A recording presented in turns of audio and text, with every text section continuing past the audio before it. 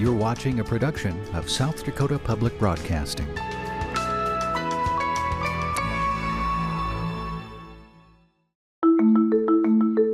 The savors the experience. You have your visual experience when you look at your plate, and it sets up your ability to taste it. So savor is the complete package. It's kind of funny because like if green peppers to red peppers, kids love red peppers, but I can't get them to touch green peppers. But the biggest thing is who doesn't like to rally around food? I mean, it's kind of a homecoming, it's a safe place, and to give them a little taste of Aberdeen's tradition, their hospitality tradition, the pheasant sandwich is the perfect fit for that.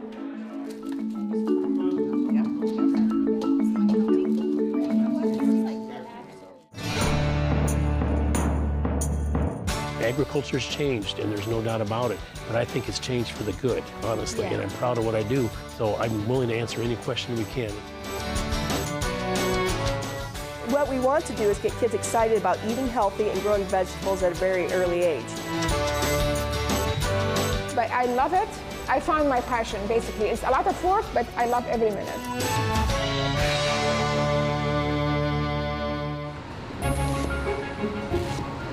And one of the things I wanted to share with you, that salads don't have to just be made out of lettuce. Well, I grew up in a household Mom didn't make lettuce salads. It was Jell-O salads. It was a can of fruit cocktail and, a box of Jell-O. So, this was kind of new to me when I started growing lettuce and what to put on it. I love gourmet salad dressings, but I also just like plain old vinegar and oil, and that works well too.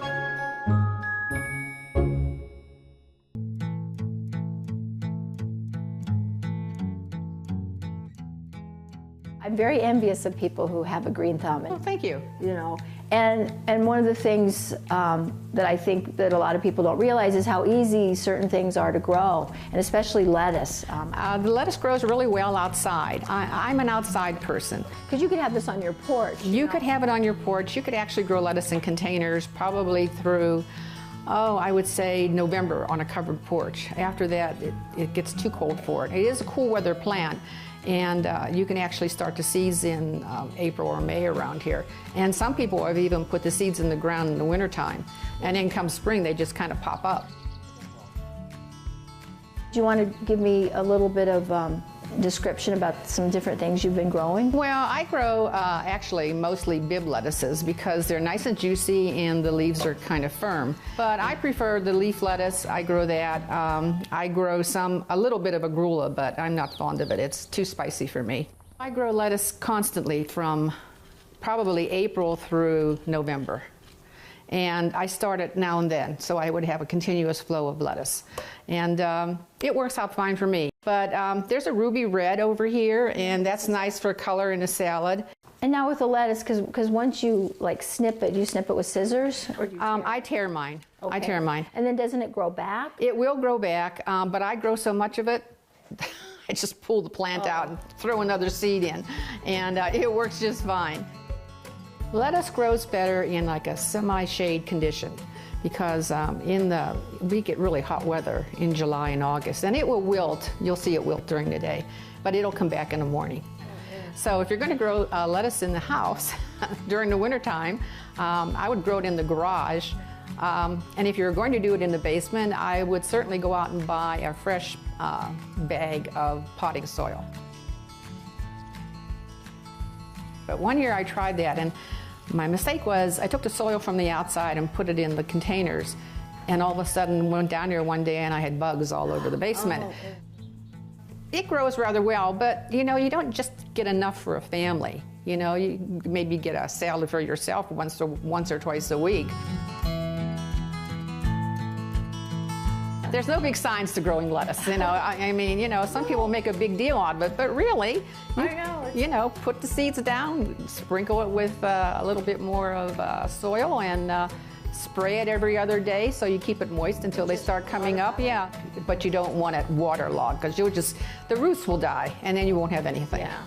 Well, you certainly inspired me to grow lettuce. I've been growing herbs and things, but I haven't really tried to grow a lot of lettuce.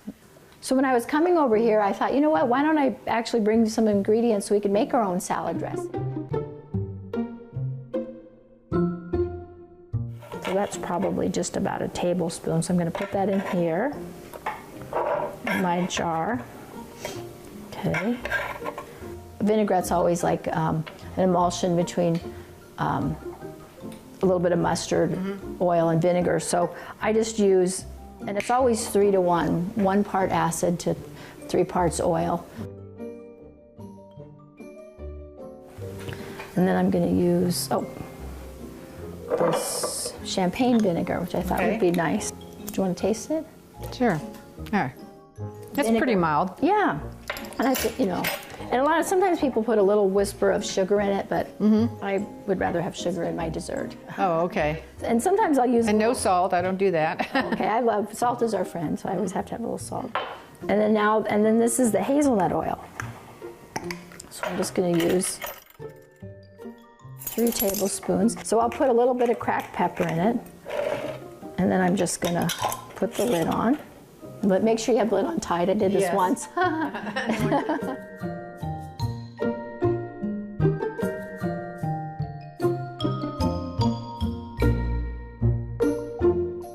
Restaurant, I used to toss the salad in the vinaigrette, and a lot of times here people just bring you your salad, the dressing on the side, but you really need to coat all the lettuce. You can throw some herbs in here if you want, but like parsley, I love parsley. Parsley and dill, you can throw some dill in too. I don't have any dill here today, but my dill didn't really grow this year for whatever reason, I don't know. But the oregano and the thyme and the tarragon really took off.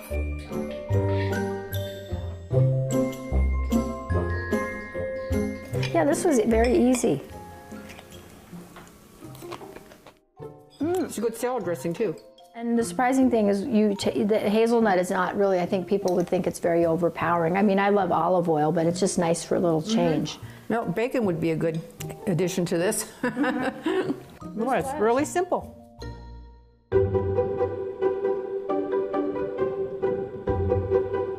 Access to a school garden has so many benefits. Tell me a little bit how this project started. Well, firsthand experience, I was in the classroom before I became a superintendent, and I was a science teacher, and I was teaching students about roots and plants, and assuming that they, coming from rural areas, they would have a basic understanding, but I could tell they weren't getting it. So I made some connections with a local garden, and we went in the garden and they started digging the potatoes, and one yelled out, "Mrs. Foose, there's actually potatoes in the ground." It connected with him. This is where we get our food. This is how the plants grow. So we know the garden makes connections in learning.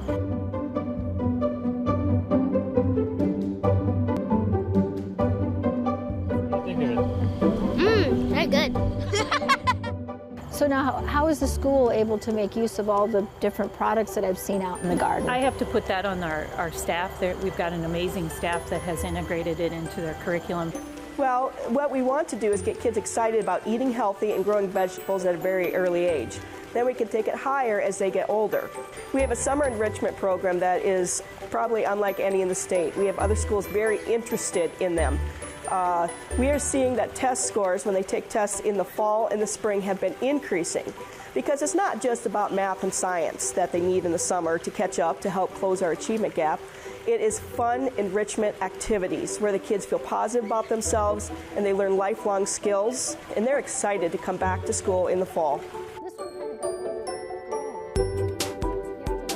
Well, what's your favorite thing about the garden? My favorite part is the flowers, is because it helps the insects and the animals to live. I like weed pulling because I don't know why, but I like pulling them out of the ground and getting all the dirt off the roots. It's very satisfying. Yeah. When you're doing this, you have to be willing to fail, but you don't want to call it a failure. It's a learning opportunity.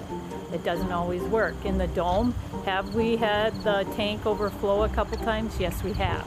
But you look at it, how are we going to solve that problem? So if you're thinking that it's an easy process, it's not, but it's a learning process. Yeah, and I think that's every year is different. Good.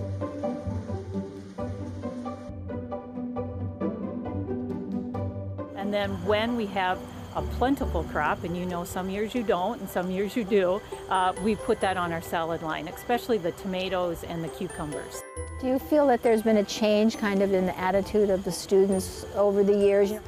I did hear a student this year, I said, well, what'd you miss about school over the summer? And her comment was to me, and it was a high school student, the salad bar.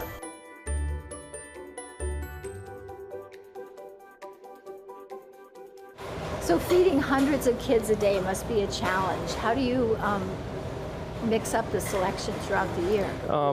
A big part of what we do here, with 2010 we had reauthorization. That's when the Healthy Hungry Kids Act was established, and everything focuses on the fresh fruits, fresh vegetables. That's what we want to really give these kids unlimited amounts of. I mean, it took us a while, but now the kids are eating their romaine lettuce instead of iceberg lettuce, and tomatoes and sweet potatoes. Now what's kind of unique for you guys is you're doing something new in South Dakota. You're trying to incorporate a little bit of vegetables that are actually grown, you know, in your greenhouse. In the summertime, they've got a huge school garden, and then we have the hydroponics that's all year round, so we try to incorporate what we can out of there. But when we're feeding 1,100 kids a day, it's kind of tough to keep up with our demand versus as much as we go through. We do have farm to fork, or whatever you want to call it. We have local producers that bring in cucumbers for us that supplement what we can't get from the school garden. So what's on the menu for today? Today the gals will be prepping a vegetable pasta salad. Oh, yeah. We use very little pasta, but a lot of vegetables. So it's still, that's great. It kind of, I don't want to say hides it, but they're still getting their vegetables, but there's a little bit of macaroni in there too. Yeah. And then they'll be prepping cucumbers for tomorrow's lunch. Okay, well I think I saw them loading, the cucumbers went by me, so I feel like I should put my culinary skills to use and go help them. All right, thank you. Okay.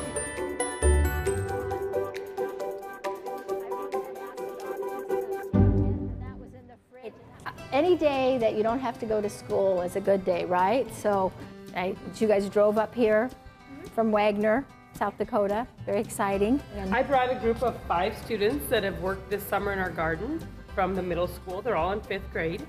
I wanted to share with you guys one of the salads that I like to make. And an ancient grain, what does the word ancient mean to you if you think of the word ancient? Secret? No, well, kind of, it could be, but how about old? Emmer is really fascinating, and it came from the Fertile Crescent, which is interesting because that's where all of civilization began, over in the Nile. So this is to me is really special here. What I did with this is I toasted it a little bit because it kind of brings out the flavor, the nuttiness of it. And the way you cook it is just like pasta. One of the things in the salad is parsley. But I'm going to have you guys pick this for me, okay? Because that'll help me out a lot.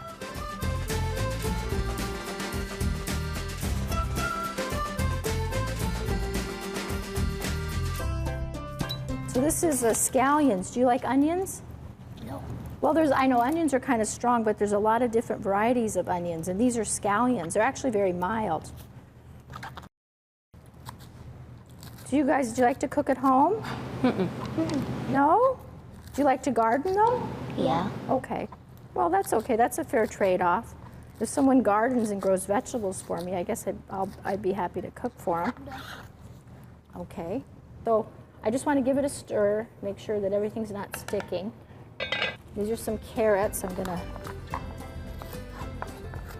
Sometimes I peel the carrots, but I'm just washing them off because I like to eat the outside because it's like fibrous, and it's okay. I'm going to try to cut all the vegetables that I'm cooking in the oven the same size. Does that make sense, so they cook all at the same time? Yeah, you guys brought a pumpkin. I'm going to cut that up a little bit because we're going to roast it, which is exciting.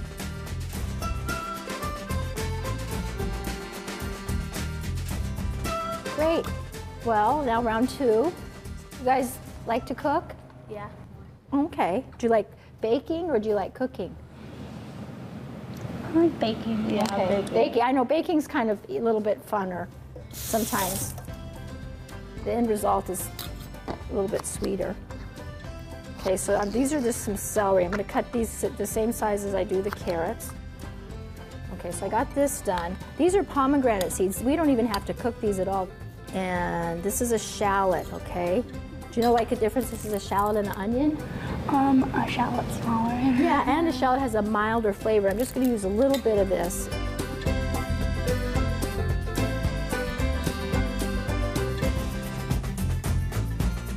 You can kind of see how it puffed up a little bit. It's still a little crunchy. Do you want to taste a little bit? Okay, we'll put it in your hand. Well, it's a little nutty, but it just needs about maybe 8 more minutes. All right, and now we're going to do a pumpkin. Go ahead and just kind of peel the skin off. And I could have roasted the pumpkin, but then it would have been soft, and then the vegetables, it kind of wouldn't have really gone with, I mean, like the whole thing. But I can roast it once I cut it up like I did the yams. Then we can begin to roast the vegetables. Okay, so I think this is how I want it. So now I'm going to drain it. And see how some of it's kind of like opened up, and then I'm going to just take a little bit of olive oil. I'm just going to drizzle it on here for a second. And I'm just going to take a little bit of salt, because while it's still warm, it kind of soaks in the olive oil and the salt. And then I'm going to take just a little bit of a lemon, and I'm going to put my hand in it because I don't want any of the seeds in it. Just a little bit of lemon juice. All right, so the heat's on, and then I'm going to add a little bit of olive oil. And I'm going to start with the pumpkins first too. Even though they're all the same size, the pumpkin I think are going to take a little bit longer, so I'm going to put the pumpkin in first, cook that for a little bit, then I'll add the yams, and then once I cook those for about 3 or 4 minutes, I'll add the carrots and the celery. And it seems a little dry, so I'm just going to add a whisper more of olive oil. Okay. And I'm going to take this orange that I zested the other day for another ingredient, and I'm just going to squeeze it right in here. Kind of gives it a little bit of flavor.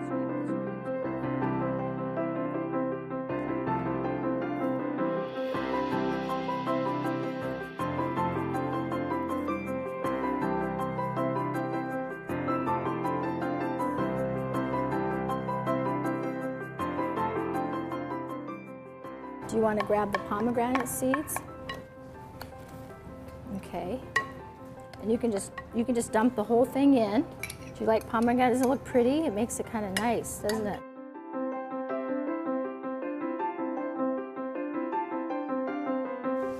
And I'm going to add some lemon just to give it a little acid.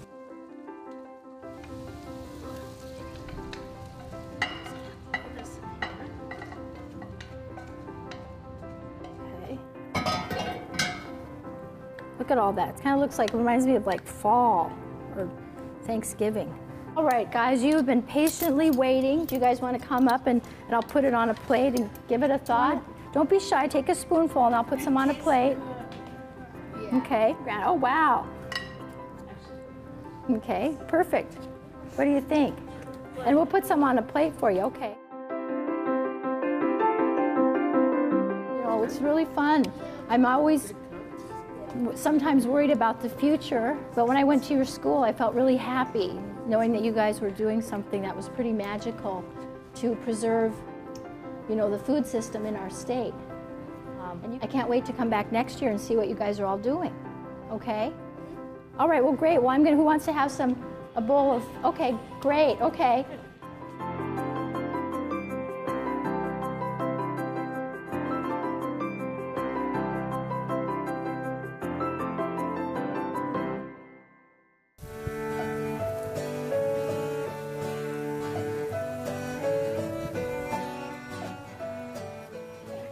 Well, you know, a lot of people claim to be the pheasant capital of the state now, but we know that Aberdeen is the...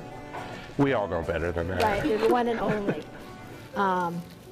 Now, when did they first start passing out these pheasant sandwiches? And it was actually not at the airport, but it was the men from... They used to serve the pheasant. They used to serve the pheasant sandwiches to the troops during World War II. Basically right out our back door at the train depot where we're located. We actually have the ladies from the World War II Pheasant Canteen. They still help out every year.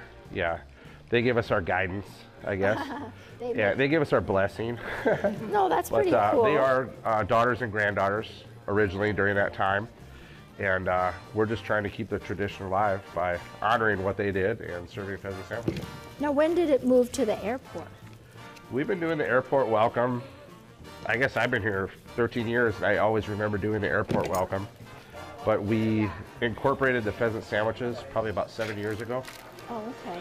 And with that, we decided they used to do it for the troops during World War II. We'll do it for the hunters as they come into Aberdeen. I mean, it's a great idea. It's a unique idea. To bring, I mean, a wonderful hospitality. I mean, I think when people, visit our state, they always want to try something and how better to eat the thing that you're going to shoot. Absolutely. Give them a real taste of what they're in for. How do you prepare for this? I mean, do you start doing this like 4 months in advance, or? Yeah, we actually did this year. We kind of tried to get ahead of the game a little bit, but a lot of it is just rounding up volunteers to help out during the Pheasantennial welcome. It takes everybody to put it together. But also just the pheasant, the because pheasant I know with itself, pheasant, I mean, what we're looking at here, but it gives people a chance to clean out the freezers. Okay, yeah, no, I mean. We put the word out, hey, we're looking for pheasants for our pheasant sandwiches again this year. And people are gracious enough to help us out with the cost. And as you can see, we have a lot of pheasants.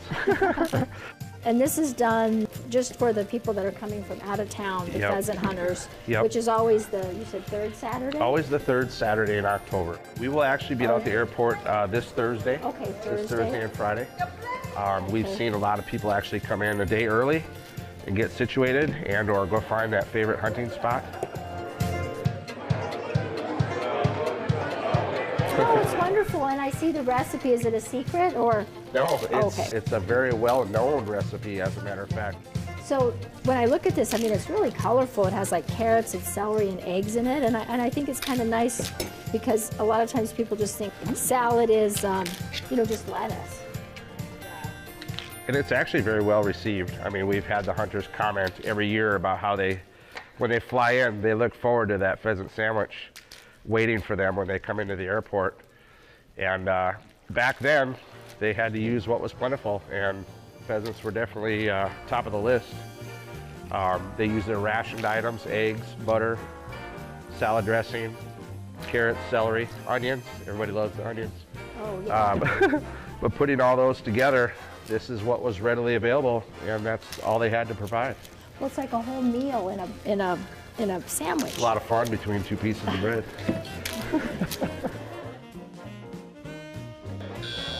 No, you said that your mom was here. Made the pheasant sandwiches for the troops as they were going through. And then your dad drove the engine, or your grandfather drove the engine. Yeah, he was a rail engineer for the Milwaukee Road. Oh, okay. Yeah, he come in and out of here all the time. And we're talking back in the 40s now. So you guys have quite a history here. And now, how many years is this that you've been now coming to the airport, bringing your family in to come hunting? I started bringing the family. I retired out of the military in 81, and then 82. Every year since 82, we've been bringing the family in here. One of the things that we commented on was just the hospitality of coming to Aberdeen and just the people. The people here are so fantastic. Yeah. Like when the grandkids come in, they can't wait to come in here and get their pheasant sandwich and their shirts and. Oh, it's very special. I mean, not a lot of places do that. Now, have you eaten your pheasant sandwich yet? Not yet. We haven't got there yet. Okay. Our great grandchild is coming, or son is coming in, and he wants that pheasant. They can't wait for that pheasant sandwich. Yep. Is this your first year up here? Yes, it is. Oh, really? Okay. And is this your first time eating the pheasant sandwich? Yeah. What do you think? It's pretty good. Is it? If you shoot a pheasant, you can make that salad at home? Hopefully. Okay, well, we'll give you the recipe. Okay. All right. This is the best. This is my first time Well, how special is this to be, creating this wonderful, hospitality, moment for these, people that are coming in and, experiencing South Dakota maybe for the first time, and, carrying on the tradition of the women that, started this so many years ago. And because I know for me, I love food and I love the traditions that go with it. I think the biggest thing is that is definitely one of the things that Aberdeen is known for is their hospitality. We do that with our state tournaments that we host. We do that with our Pheasantennial celebration out at the airport. But the biggest thing is who doesn't like to rally around food? I mean, it's kind of a homecoming. It's a safe place, and to give them a little taste of Aberdeen's tradition, their hospitality tradition, the pheasant sandwich is the perfect fit for that.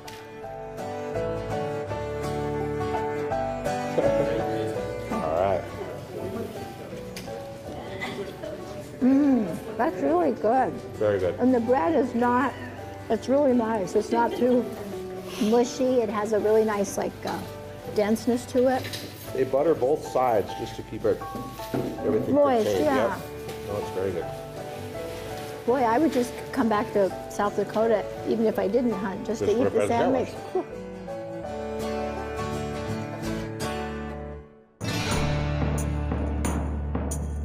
Explore the culinary landscape of South Dakota online. Enjoy additional video, tips, recipes, and more. Join the potluck at sdpb.org/food.